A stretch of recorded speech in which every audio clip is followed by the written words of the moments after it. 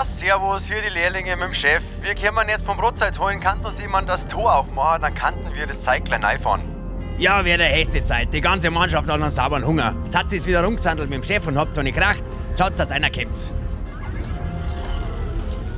Na, wir haben nicht gekracht, es ist einfach zugegangen beim Mick.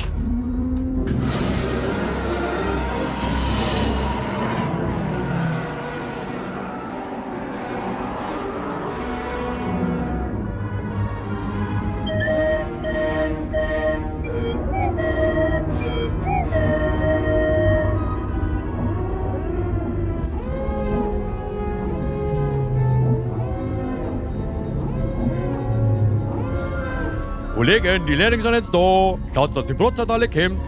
Gut, Meister.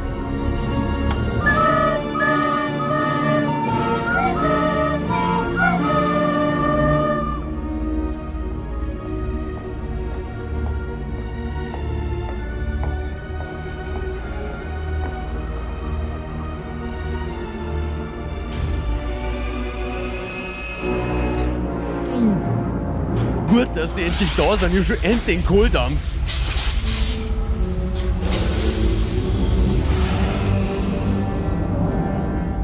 Mahlzeit, die Brotzeit ist da. Servus, Darcy. Habt ihr es alles gekriegt beim Big? Ja, freilich, 74 Kaskas, 6 Warme, 23 mal Debreziner, 2 mal Fleischsalat, 3 Wiener. Ja, ganz gut. An Senft haben wir noch einen Kühlschrank für die Lehrlinge an Ketchup. Alles wurscht, ich hab schlechte Nachrichten, der Bäck macht zu. Na, unser Metzger. Ja, wenn ich's dir sag. Und wo sollen wir dann in Zukunft der Brotzeit holen? Leberkas? Wenn die Metzgerei Bäck zumacht, dann werd ich Veganer. Woanders is ich kein Leberkass nicht. Na, die können doch nicht einfach zumachen. Wo sollen wir denn Essen holen? Ich weiß, den einzig guten Leberkass gibt's bei denen, aber es ist Ende. Nie wieder Leberkas nehmen?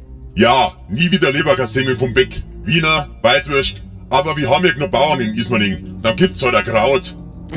Und wer soll das fressen? Ja, ich weiß, es ist eine Katastrophe, aber das Ismaninger Kraut ist auch nicht schlecht. Das kannst du mir glauben. Okay.